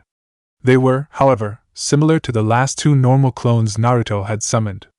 Their skin was clammy and they were visibly sick, and vanished less than 2 seconds after appearing. I finally understand, Iruka finally said, breathing hard. Why the normal clones didn't work for you. All the Narutos turned towards him in unison. Why? It wasn't lack of effort, as I'd thought, but too much effort. You were putting too much chakra in the technique, and that's why it always failed. Oh, they all answered. That's good that we finally found out, the teacher added. Especially since your two clones in the academy have to be proficient in that technique, especially if you want them to stand out for you. Right. The true Naruto said, while all others fell silent. It took a few minutes before he turned back to the group coming for grass. So, since I didn't receive the message, how did it go with the Chibo? Here, the leader of the clone group said, tossing him the scroll. You need to summon this guy. Chapter 8. Final Preparations. Here, the leader of the clone group said, tossing him the scroll. You need to summon this guy. Catching the scroll, Naruto eyed it carefully. After the debacle with the crab, he was more careful with summoning than he'd been before. Who is it supposed to summon? The boss of the rabbits. Thinking a few moments, the original student answered. Why don't you go over what happened since you left? The clone group did so, each speaking in turn to complete what the previous had started, which made the conversation difficult to follow. Not helping was the fact that the various explanations sparked some memories inside Naruto. He evidently remembered some form of what happened, but not consciously. Fortunately, or unfortunately, this wasn't the time to dwell on such things. So, in short, the blonde ninja said, once the explanation was winding down. The guy this thing summons is the one who'll decide if we make the cut or not, true? The group of Bunshin nodded. What do you think, Sensei? Iruka jolted out of his thoughts at that phrase. Sorry, Naruto, I wasn't paying attention. You were saying? He asked. Said boy quickly gave a quick description of the various discussions with and about the rabbit summons for his teacher. Iruka was originally appalled at the risks his student had taken, but couldn't argue with the results. So, what do you think? Naruto added, seeing that the Chunin was still pondering what he had said. After a few seconds of not finding any point to argue, the teacher nodded. I can't find any reason not to summon this rabbit leader of yours. I doubt it could be a trap, and even then the sheer number of clones would pretty much ensure an escape. Just don't be afraid to run if it gets dangerous. Also, prepare a large space. I've heard that some of the boss summons are quite large. The Bunshin started moving at said words. Okay. Can I stay here and watch? I've never seen any of the boss summons, so it would be a learning experience for me also. No problem, his student answered, unrolling the scroll on the ground before him. He then took one of his kunai, slashed open a finger, and spread the blood in a line in a smooth motion. The scroll reacted instantly, consuming itself while emitting copious smoke. It, however, quickly dispersed, and the rabbit boss was now standing there. For all Iruka had said rabbit wasn't large at all. He was 1 or 2 inches taller than the Chunin, and was standing in a similar way as any human. He wasn't wearing much, but was covered with pale gray fur. His only accoutrements were a leather strap holding a bag full of staves in his back, and a pair of black gloves with steel plates made for his animal hands. As soon as his eyes opened, he fixed Naruto with a stare. Naruto stood there, impassive. After a full minute where Naruto stood still while Iruka stressed but refrained from moving, the summon lifted his stare. The pressure that had been there evaporated in an instant. The rabbit sniffed, then smiled. I can see you're something special, Kit. Naruto relaxed at those words, and smiled. It was the shy smile Iruka saw rarely, like the time he'd given the boy the money for his prank. He relaxed also. I am Nanabo, leader of the rabbit summons, and Ichibo has interceded in favor of you signing the rabbit contract. The non-human figure did any few seals, which seemed bizarre considering his hands, and 2 other rabbits appeared. One was a little shorter than Naruto, was wearing clothes similar to those of a samurai with 2 swords hanging from his side, and had his ears tied together. The other was a normal rabbit, the same size as Ichibo had been. It had 2 weapons consisting of 2 differently sized short blades on wooden handles hanging somehow on his back. Both were pure white. These 2 will be the ones testing you, the summon leader said before turning to his subordinates. Miyamoto, test his ability at surviving first with Monty, then his ability to learn. Yes, master, said Rabbit replied, bowing. During that time I'll look around the city with you, he added, looking at Iruka. Is that okay with you? Iruka, who had been up until now a spectator, was surprised at his inclusion in the plans. I don't see why I couldn't, he answered. Good, the animal boss added. Why can't we wait until I'm done with the tests, and we all go together? Naruto said, his tone a little whining. Iruka held back a sigh. Sorry, kid, but we'll probably end up in a bar somewhere, and I don't think you're cleared for alcohol yet. Naruto pouted but didn't argue. As soon as the two tallest of the group left, Naruto turned back toward the one dressed as a warrior. So, how are those tests going to be? First, Uzumaki-san, as you have heard Mondi here. The rabbit pointed down to the smallest of the group. We'll test your ability to survive. How? He will fight you. Your goal is not to defeat him but to survive. That's all? No limited techniques? Yes, Uzumaki-san. It will be much more difficult than you expect, I gather. The rabbit paused for a second. Are you ready? Naruto twisted his neck twice in preparation. Sure. Monty, non-lethal. Go, said Rabbit Blurred. The rabbit crossed the few meters separating them in an eye blink, and saw the two weapons bare inches from his face a fraction of a second before reality blinked. Disoriented, the academy student quickly realized what had happened the moment a clone's memories surged in his mind, accompanied by the sound of an uncorking bottle. A clone had switched with him at the last instant, saving his neck. Hearing something rushing towards him, he switched again, this time landing on the farthest pillar from his point of origin. By now the clones had realized what was going and were once again trying to attack en masse, though the only result was the rhythmic sounds of uncorking bottles as said clothes were decapitated. Seeing his bunchins going down at high speed, he quickly created a new batch, 200 to 300, before switching again. This time he didn't wait, and as soon as he appeared he called out Reitan, knowing his clones would get the meaning. And they did. A second later, too many flashes to count filled the room. Naruto was happy to hear that the dreadful popping sound stopped at that instant, and restarted a second later, once again coming closer. Naruto switched while swearing in his head. How did that bunny track him? As soon as he reappeared, the death of a clone gave him a good idea. Sound. Noise! He cried out, right before switching. This time it took longer for the clones to catch on, but they quickly did. One by one, they all started making noise. Some clapped their hands or stomped the ground. Some started singing, some yelling, some whistling. A few even started telling jokes. The effect, however, was immediate. The rabbit no longer tracked him unerringly, and started eliminating the clones closest to him instead. It then became a stalemate, with Monty eliminating clones as quickly as Naruto created them. After a full minute of this, the samurai rabbit Miyamoto had enough. Monty, stop.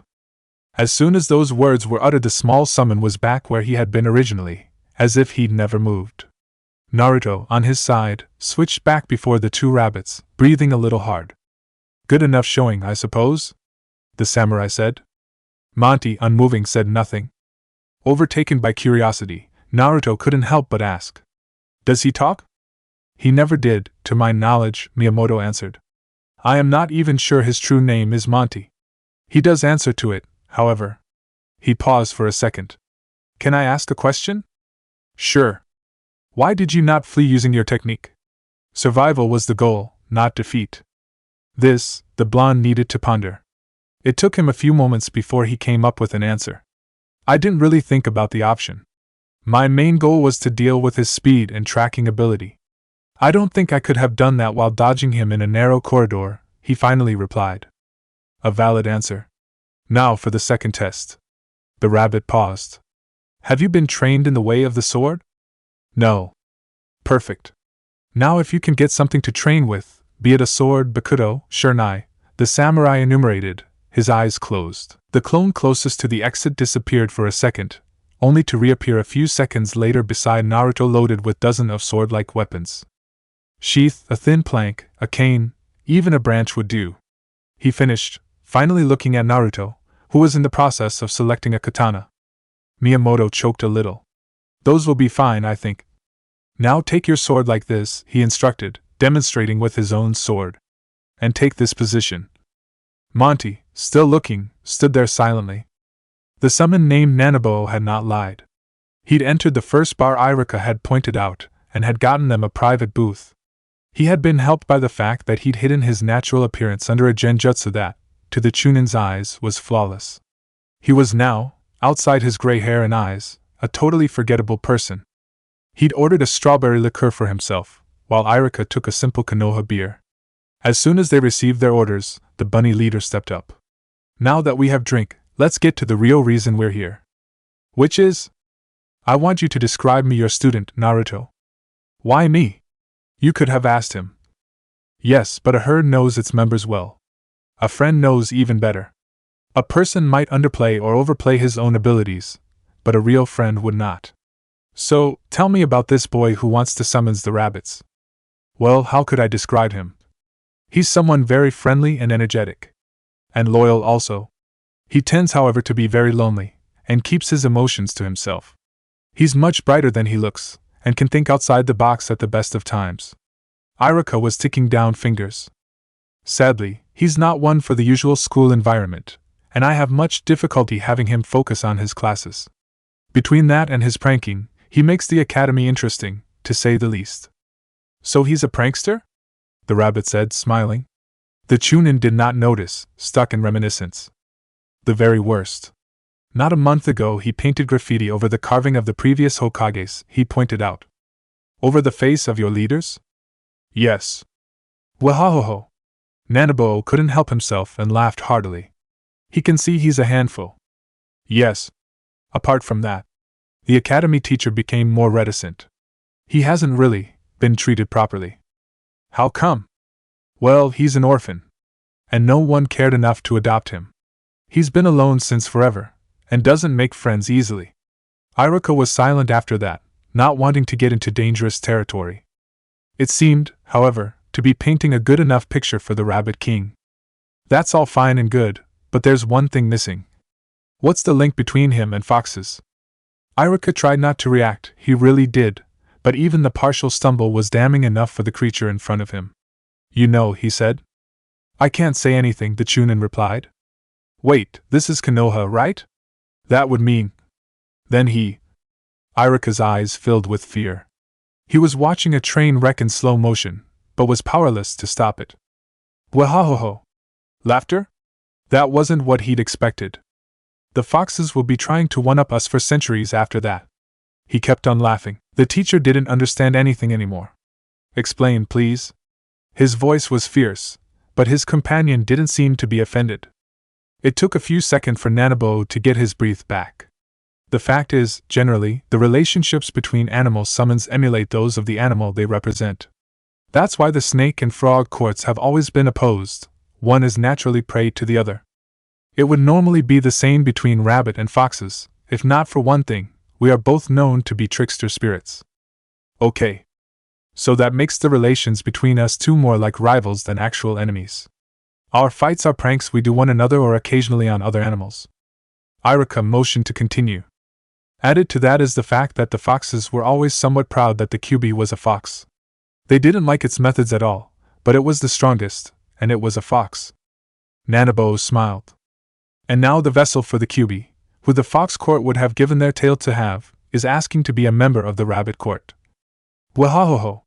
He started laughing again. The laughter was quite a bit hysterical and Iruka couldn't help but smile.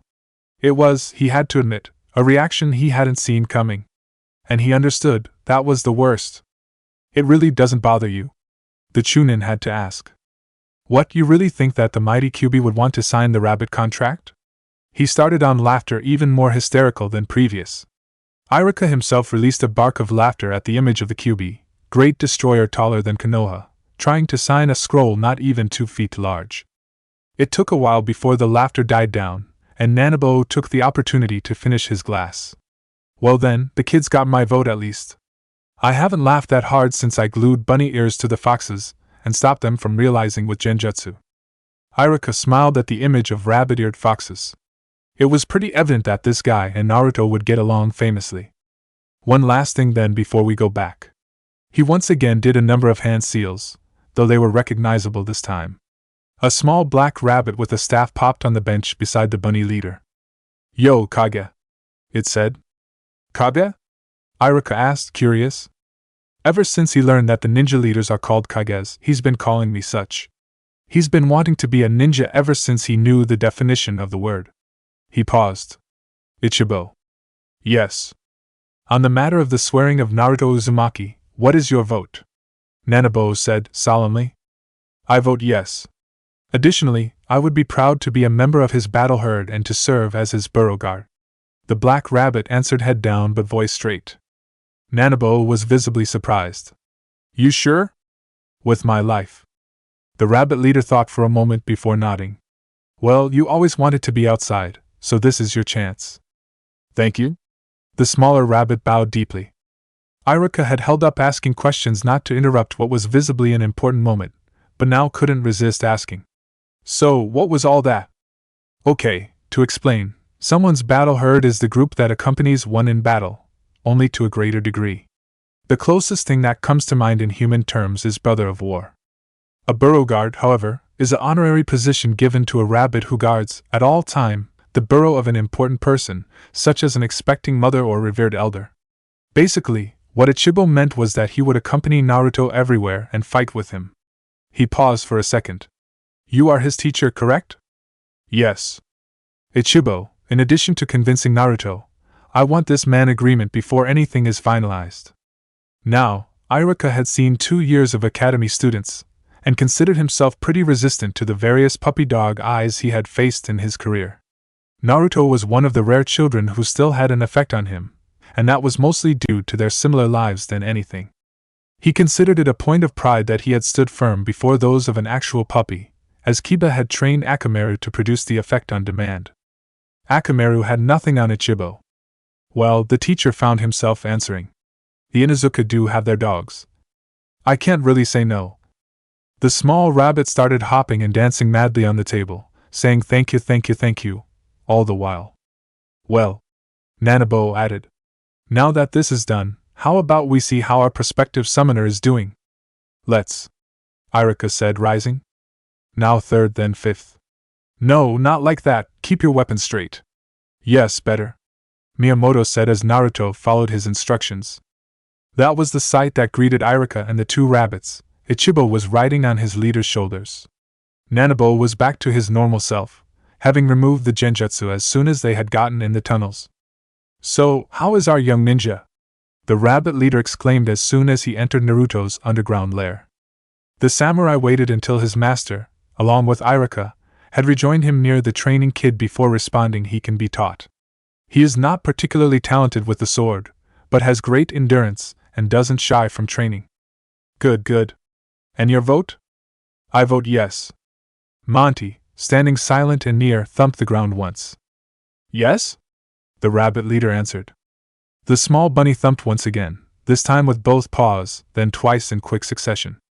You sure? He hit the ground once again. Okay. So, with 4 votes out of the requisite 3, the rabbit leader intoned very ceremonially. Naruto Uzumaki, you have been cordially accepted as a member of the rabbit clan. Now there are only 3 steps left. First, do you swear to follow the rules of the rabbit clan? To never be without children, to never let the clan die out, and to never let one's knowledge be forgotten? Yes. Naruto answered, standing ramrod straight. Second, the Rabbit King said, motioning to Ichibo that was standing on his shoulder. This one has something to ask. Said animal jumped down, coming to stand in front of the academy student. Uzumaki-san, I would like to accompany you as you go about your life. I will help you, guard you and fight with you as necessary. I'll train you and train with you, so that both of us would be the best we can. He bowed low. Please accept this selfish request, Uzumaki-san. I will do my best to be worthy of you. Naruto didn't know what to answer. He wasn't even sure if he'd understood properly. It sounded too good to be true. He instinctively turned towards Iruka for clarification. Basically, he wants to be to you as Akamaru is to Kiba. You understand now? The Chunin responded to the unspoken question. Slowly, Naruto broke into a wide smile. He bent down as much as possible, just to tower less over the still bowing rabbit. Sure. Ichibo's head rose in a flash. One thing though. I'm Naruto, so call me that. No Uzumaki-san or something like that, okay? Said Rabbit nodded while jumping up and down, then leapt to Naruto's shoulder and started nuzzling him in the neck. Both Iruka and Nanabo let the scene go on without any interruptions. Iruka knew how much Naruto needed acceptance from others, and suspected something similar in Ichibo. He was glad Naruto had someone else than the Hokage and himself, even if that person was a rabbit. He suspected a similar train of thought was going through the elder rabbit's head. Third, Nanabo intoned after the new duo had a few minutes to regain composure. The signing of the scroll. He once again made a string of hand signs, and another rabbit popped right in front of him. This one was a little taller than Miyamoto, twice as large, and covered in armor plates. Said scroll was hanging on the summon's belly. It handed the scroll to the rabbit leader on the instant it appeared. Nanabo wasted no time unrolling it, and after a few meters he had a blank spot handy to place in front of Naruto. Now, to sign this scroll and confirm your contract with the rabbits, you need to place a handprint in blood of each of your hands on the paper, then to write down your name the same way below them. What's with the other names? They're all smudged and unreadable. That's what happens when a summoner dies, the rabbit leader answered. The scroll is special and keeps the blood fresh, but it's the user's chakra that keeps the blood legible. Meaning that upon a summoner's death, the blood runs and makes its signature impossible to read. Cutting open his own palm with a kunai, Naruto used the blood there to wet his hands. That means there isn't any other rabbit summoner left, right? Right. Naruto wasted no time placing the handprints and writing down his name, knowing from experience that the cut he had made wouldn't bleed for long. As soon as he was done, Nanabo re-rolled the scroll for storage and handed it to its original carrier, which disappeared as soon as it was back in place. Miyamoto, Monty, we will be leaving also, the elder summon said. Miyamoto nodded, bowed, and disappeared in a puff of smoke. Turning to Naruto, Nanabo smiled. I expect you to summon me again in a week to see how much you improved, partner. He handed Naruto his paw with a grin. Naruto shook it gratefully. I will, partner, he said, smiling. Take good care of my grandson, then. And then he too vanished. Monty then followed suit an instant later. Naruto turned to Ichibo in a flash. Grandson? Sorry we're late, said the two clones disguised as civilian children. They quickly took their places around the council table. Good, the original ninja exclaimed, clapping his hands together. Ichibo, standing upon Naruto's head, was looking around confusion. Now we can begin. As you know from various clone memories, this little guy is Ichibo, one of the rabbit summons, and the newest part of our council. Ichibo, this is the prank council, the group where we Naruto's plan and decide upon what should be done. And this works with all of you being the same person? Ichibo asked, visibly confused. You'll see, replied the bunshin known as Muramaru. So, now that we're all there. Status report. I've finished both furnishing my place and buying the remaining ninja supplies we don't have in abundance, Ariko said, showing her kunoichi outfit as proof of her words. I also have 3 clones currently studying the required book, since my cover includes being better on the theoretical side than the other 2. Good. Muramaru? I unfortunately haven't started on studying, but I've been given today the apartment I'll be using while in the academy. The group nodded. Some second-hand stuff has also been delivered to me by the Chunin who tested me. Mostly old ninja stuff. I'll be going through it as soon as I go back out. Okay. How about you two? Naruto asked, pointing to the 2 civilian latecomers. Not as good on our side. We entered Konoha late today and haven't managed to find the person holding the deed for the shop we've been thinking of using, the female copy answered. The 2 other clones are also busy filling the various papers we need to live in Konoha legally. How come none of the others had to fill such papers? One of the clones looking like Naruto asked. Personally, I believe that those are part of the documents Iruka and that other teacher, Kuratori, filled for us, the Naruto disguised as a civilian boy replied. There's also quite a bit of red tape added with the various permits for shopkeepers and traders being involved. I guess that means you've decided on what names to use, correct? The real Naruto asked, looking in turn toward each of the civilians. Yup. I'm Jisei Komori, the female one said. And I'm her brother, Jisei Kokiai. Our father is Janae and our mother, Anae, her brother continued. Perfect. Kokiai Komori, remember to update everyone via clone about this selection. The 2 nodded while Naruto went on. The fact that you guys are not up to schedule isn't that bad, your placement isn't as time-sensitive as the one of the 2 ninja bunshin. Now, unless there's an emergency, this will be the last council meeting before the academy opens. So, we need to make sure everything is as perfect as we can make it. We can't be meeting every day as we did before or it'll draw too much attention. The whole council nodded. So, first thing, techniques. I'd like your opinion on what we should focus on, the real academy student asked. You think we have a good enough mastery of the chakra shield, one of the undisguised clones said. I have to agree, another added. We need to at least have a few others working on new jutsu. Let's put it to the vote, the original concluded. The vote was unanimous, and further bargaining split the clones' training in half, with one continuing work on the shielding technique, while the other would go back to the 5 remaining elemental jutsu they'd originally selected. Okay, one down. Second point, the clones outside. We need at least one person to take care of that. That includes everything, maps, numbers, what we can buy and sell, etc. I won't be able to take care of that, since I'll be back to the academy soon, so I'd like for volunteers. 3 of the clones raised their hands. Good, then I'm leaving that in your hands. We'll expect a report at the next meeting, though, the female civilian added. No problem, the first of the 3 replied, while the others nodded. Last thing then, Naruto continued. Ichibo, that's you? Said Rabbit jumped down to the council table. What can I do for you, Naruto? I've been thinking and I think you should go with Ariko for the classes. Why? I'd much rather stay with the real you. I know, but the fact is, when classes start, if you stay with me, I'll need to explain your presence. Naruto sighed, clearly unhappy with the fact. And I can't. You're visibly not from Konoha and, as an academy student and orphan, I'm not supposed to have been far outside the village. The council nodded sadly.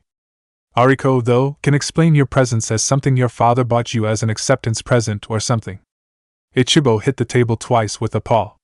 That's only starting with the academy, right? Right. Then okay, but I'm staying with the real you until then. The rabbit rose to stand on his 2 hind paws. I meant what I said earlier. I'm staying by you. He then jumped straight into Naruto's hair. Fine by me, he said with a smile. He then looked around the table at the various clones present. If there isn't anything else. Rising, the various Bunshins shook their heads in answer. Then this meeting is done. The council will meet again after the first day of school. He concluded while putting his seat back into place. The various Narutos each went back to their own work.